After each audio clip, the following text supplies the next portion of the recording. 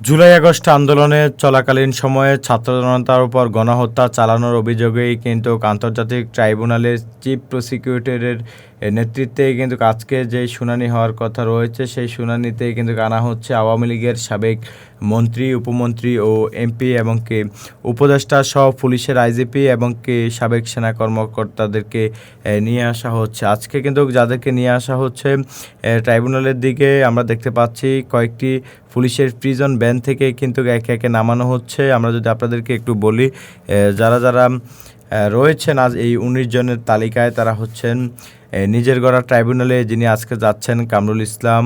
সে কামরুল ইসলাম কিন্তু খানিকটা মুখ লুকিয়ে কিন্তু চলে যাচ্ছেন। এরপরে যাচ্ছেন কিন্তু সাবেক হাসিনার উপদেষ্টা সালমান এফ রহমান, বাণিজ্যিক উপদেষ্টা সালমান এফ রহমান কিন্তু খুব নরমভাবেই কিন্তু চলে যাচ্ছেন। সালমান এফ রহমানের পরে যাচ্ছেন কিন্তু রাশেদ খান মেনন, ওয়াকার্স পার্টির সভাপতি রাশেদ খান মেনন কিন্তু যাচ্ছেন।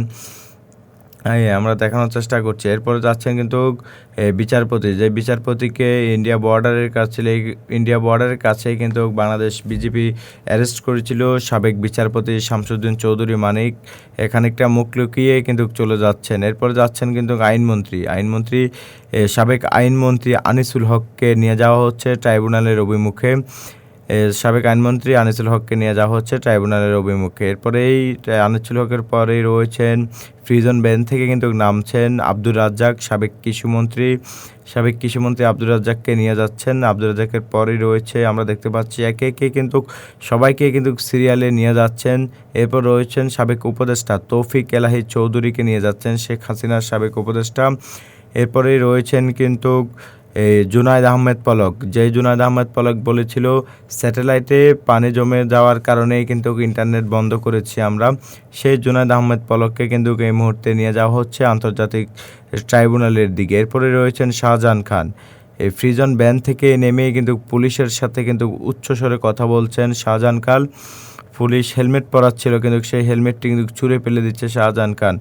আজকে কিন্তু সবাইকেই কিন্তু হ্যান্ডকাপ পরিয়েই কিন্তু চিফ প্রসিকিউটরের নেতৃত্বে যে শুনানি হবে সেই শুনানির দিকেই, অর্থাৎ কিন্তু আন্তর্জাতিক ট্রাইব্যুনালের দিকেই কিন্তু নিয়ে যাচ্ছেন। শাহজাহান খানের পরেই দেখতে পাচ্ছি হাসানুল হক ইনু, খানিকটা মুখ রাগান্বিত করেই কিন্তু সাংবাদিকদের দেখে কিন্তু একটু মুচকি হেসে দিলেন কিন্তু এই হাসানুল হক ইনু। এরপরেই রয়েছেন সেনাবাহিনীর সাবেক কর্মকর্তা জিয়াউল আহসান সহ রয়েছেন। এরপরেই সাবেক এমপি সোলেমান সেলিম সহ আওয়ামী লীগের অসংখ্য মন্ত্রী, উপমন্ত্রী, উপদেষ্টা ও এমপিরা রয়েছেন। আজকে যে চিফ ম্যাজিস্ট্রেটের নেতৃত্বে কিন্তু আজকে যে শুনানি রয়েছে আন্তর্জাতিক ট্রাইব্যুনালে, সেই ট্রাইব্যুনালের অভিমুখে কিন্তু হ্যান্ডকাপ পরে কিন্তু সবাইকে নিয়ে যাওয়া হচ্ছে।